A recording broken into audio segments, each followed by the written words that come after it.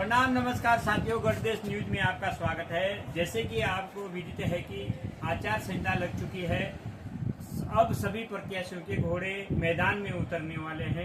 देखते हैं किस पर कौन भारी पड़ता है। ये विश्लेषण आपको गढ़देश न्यूज से नमो न्यूज से भी आपको दिखाते रहेंगे। हमारे साथ नमो नारायण जी हैं, जो रवाई घाटी में नहीं अपितु पूरे उत्तराखंड में जिनका डंका बजता है और पत्रकारिता के क्षेत्र में इनका अलग ही नाम है। गढ़देश न्यूज में आपका स्वागत। जी धन्यवाद। गढ़देश के न्यूज में जो आपने मुझे समय दिया है उसके लिए धन्यवाद। सर, अब आचार संहिता लग चुकी है। अभी तक जो प्रत्याशी रण में नहीं उतरे थे, अब वो भी उतरने वाले हैं।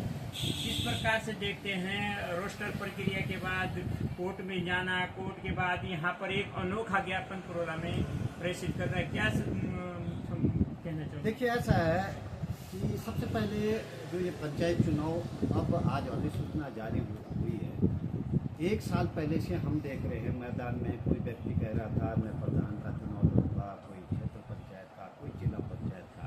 लेकिन जब आरक्षण आया पटल पे, जमीन पे जब आरक्षण उतरा, तो जिनकी तैयारी कर रखी थी वो बिल्कुल मैदान से बाहर हो गए। उनकी जगह नए खिलाड़ी मैदान में आ गए हैं। तो आरक्षण से पूर्व चाहे अब मैं वर्तमान में हम पुरोला में बैठे हैं। पुरोला में 3 सीटें हैं जिला पंचायत की, जब इनकी भी चर्चा कर रहे हैं।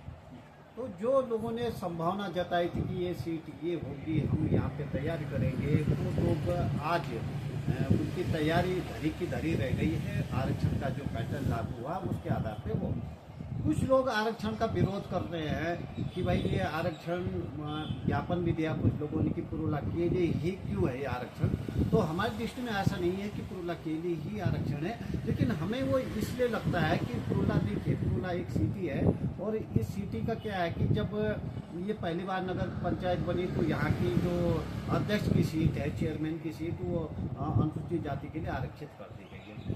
2 बार जब ये नगर पालिका बनी तो ये अनुसूचित जाति के लिए आरक्षित कर दी गई। यहाँ की जो विधायक हैं वो अनुसूचित जाति के हैं और जब मैं पैदा हुआ था तब से है, लगभग मैं 50 साल के आसपास पहुँचूँगा, तो 50 साल से हम अनुसूचित जाति के व्यक्ति को वोट दे रहे हैं विधायक बनने के लिए। हमें ये अवसर ही, मतलब आपने देखा होगा कि हम आज़ादी की जब जंग लड़ रहे थे तो इसीलिए तो लड़ रहे थे कि भाई सत्ता में हमें हिस्सेदारी दो। लेकिन यहाँ हम 50 साल से गुलामी है हमारी कि हमें वो जो सीट है वो अनुसूचित जाति के लिए आरक्षित है और हम संघर्ष किए जा रहे हैं। ये संघर्ष कर रहे हैं तो बड़ी बात है। क्यों चुनाव के टाइम पर सामान्य वर्ग के स्वर्ण समाज को ये याद आता है कि हम पर आरक्षण बोला जाता है, उसके बीच में क्यों नहीं किया जाता है? इसके बीच में सभी लोग सत्ता की मलाई चाट रहे होते हैं और एक चुनाव का टाइम होता है कि जब वो सत्ता परिवर्तन होता है और उस मलाई में हर कोई हिस्सेदारी चाहता है। तो क्या होता है कि भाई सदियों से चला आ रहा था, कोई आरक्षण नहीं था देश में, जिसकी लाठी उसकी भैंस थी। लेकिन वर्तमान में आरक्षण व्यवस्था के अनुसार है, जिसके पास आरक्षण है उसी की भैंस चलेगी। तो जिस जाति के लिए जो आरक्षण है, अगर उस जाति में आप फिट बैठते हैं तो आप जो है चुनाव लड़ सकते हैं, अन्यथा नहीं है। तो कष्ट होना लाजमी है, चाहे मेरी तैयारी होती है और आरक्षण की वजह से मैं बाहर हो गया तो मुझे भी कष्ट होता है। तो जिन उम्मीदवारों को ऐसा हुआ, हमारी जो है सहानुभूति उनके साथ है और मैं ये कहूँगा कि आगे 5 साल बाद फिर चुनाव होने हैं और उस समय संभवतः उनके लिए सीटें आएंगी और वो तब चुनाव लड़ेंगे। एक तरफ तो लोग कोर्ट जा रखे हैं, सरकार ने इधर चुनाव आयोग को कह दिया कि आप चुनाव की तैयारी करें। चुनाव आयोग ने जब प्रेस वार्ता हुई, जब ये सामने आया तो उन्होंने कहा कि भाई हमें तो कोर्ट ने अभी तक नहीं बताया कि कोर्ट में कोई आ रखा है। कोर्ट का दबाव है, सरकार ने कहा कि चुनाव करा, हम वही कर रहे हैं। तो जो चुनाव आयोग है उसका काम चुनाव करवाना है, वो चुनाव करवा रहा है और संभवतः कोर्ट भी कोई ऐसा जजमेंट नहीं देगा कि चुनाव प्रक्रिया बाधित होगी। अगर मंगलवार को डिसीजन आना है और 26 तारीख को नामांकन होना, 25 तारीख को नामांकन होना, यदि इसके बीच में कुछ जजमेंट ऐसा आता है आरक्षण के प्रति, तो क्या लगता है आपको कुछ फेरबदल हो? देखिए, मैं एक बात बताऊं, हम भारतीयों की ना न्याय प्रक्रिया में भी आस्था नहीं है। वहाँ पे भी हम लोग अपनी सेटलमेंट या जुगाड़बाजी फिट करते हैं हर जगह, और हमें जो भी कोर्ट जा रखे हैं उन्हें उम्मीद है कि अपने जो जुगाड़बाजी चलती है भारत में, उसी जुगाड़बाजी के तहत वो चुनाव को रुकवा सकते हैं। तो हम भी तर्क दें, संविधान के अनुसार हम बात करें या पंचायत राज एक्ट के आधार पर थोड़ी बहुत की बात करें, तो मुझे नहीं लगता है कि कोर्ट जो है इस चुनाव को बाधित करे।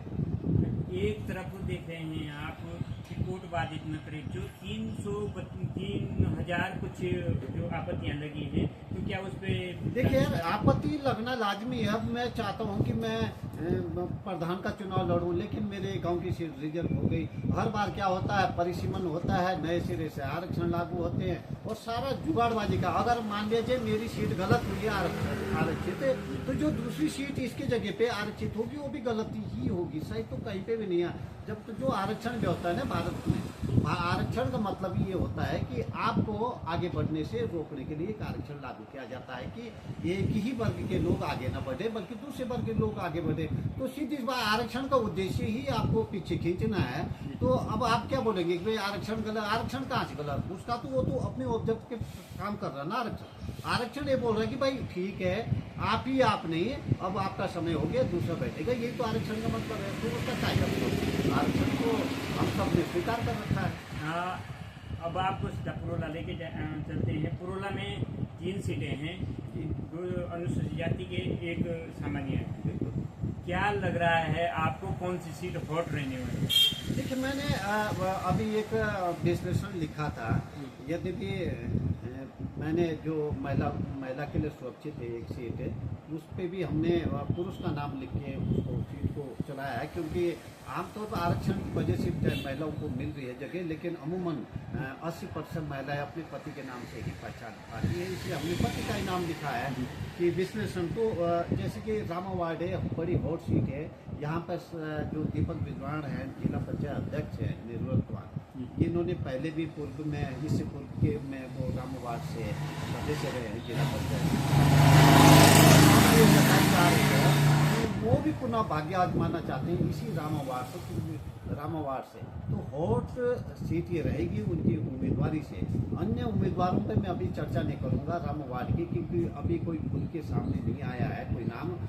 भले नाम बहुत आ रहे हैं, तो अगले 1-2 दिन में हम इस पे चर्चा करेंगे। तो संभवतः जब निवर्तमान जिला पंचायत अध्यक्ष रामा वार्ड से चुनाव लड़ रहे हैं, तो ये हॉट सीट होनी लाजमी है। हमने दूसरा विश्लेषण हमने मठवाड़ का दिया था। यहाँ पे जो एक शिक्षाविद है, उनका अपना बिजनेस है, प्राइवेट लिमिटेड कंपनी चलाते हैं पुरोला में। ये बड़ी बात है कि कोई व्यक्ति प्राइवेट लिमिटेड कंपनी पुरोला में चलाए। तो वो समी वरियान है, वो भी भाग्य आजमाना चाहते हैं, जो सुनने में आ रहा है। तो उस पर भी हमने चर्चा की। हमने अन्य उम्मीदवारों के बारे में चर्चा इसलिए नहीं की कि अभी उनका खुलकर एक पैटर्न नहीं आया कि वो चुनाव लड़ेंगे भी नहीं लड़ेंगे। इनके बारे में लगभग कन्फर्म है कि चुनाव लड़ेंगे। तीसरे जो एक नए उम्मीदवार हैं हुडोली वार्ड से, जयपाल शाह के बारे में हमने चर्चा की। तो इनके बारे में हमने चर्चा की कि एक नए चेहरे हैं, बिल्कुल राजनीति से बाहर के हैं। आज तक ये ना राजनीति में देखे गए हैं, ना अधिकतर जनता इनको जानती है। फिर भी ये चर्चा में आए तो हमने उनका भी नाम रखा है इस चर्चा के लिए। तो बाकी देखते हैं आगे क्या होता है। जैसे कि आप तो पहले से जानते हैं पुरोला के बारे में, एक ये होती है कि जिसका नाम आगे एकदम उछल जाता है उसकी थोड़ा बहुमत हो जाती है। जैसे कि अब नामांकन के लिए 4 दिन बाकी हैं। 4 दिन पहले से 5, 7, 10 दिन से आपने देखा होगा रामा वार्ड में नाम उछल रहे हैं, और जो बाकी नाम हैं वो थोड़ा पहले तो उसमें थे, जब से लग रहा था कि हाँ जी चुनाव आएगा।